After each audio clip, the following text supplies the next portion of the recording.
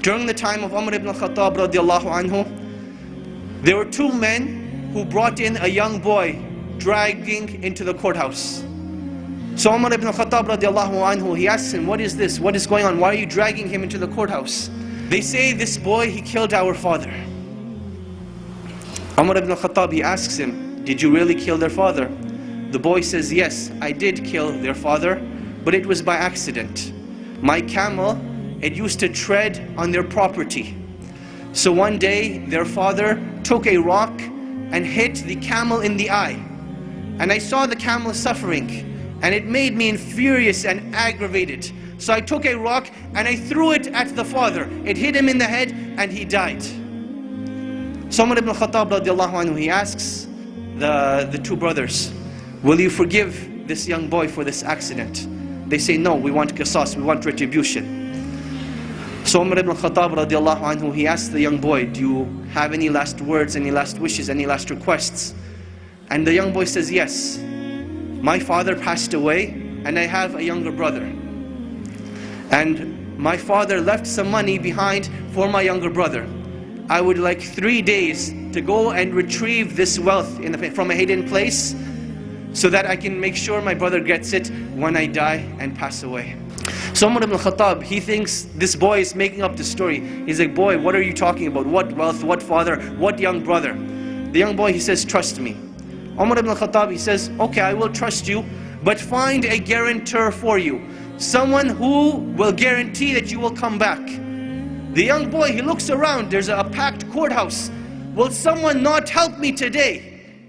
And everyone, as the boy's looking around, they turn their face away, they turn their faces down. No one wants to help this boy. Then from the back of the courthouse, a hand raises up. Whose hand is it?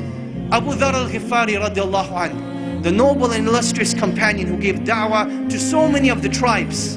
He says, I will be the guarantor of this boy. Now understand what it means to be the guarantor. Meaning that if this boy does not come back, it is the head of Abu Dharr al-Ghifari radiallahu anhu that will be chopped off, that he will be killed.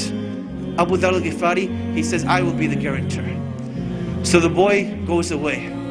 The first day goes by, the boy is nowhere to be seen. The second day goes by, the boy is still nowhere to be seen. Asr time comes on the third day.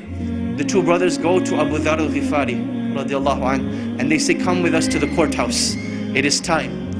Abu Dharr al-Ghifari radiallahu anhu says, I will come to the courthouse, but the day does not end until Maghrib. So now Abu Dharr al-Ghifari is walking through Medina with these two brothers. They're going to the courthouse. And the people of Medina are following behind them, all getting to the courthouse to see what is going to happen. It is now the talk of the town.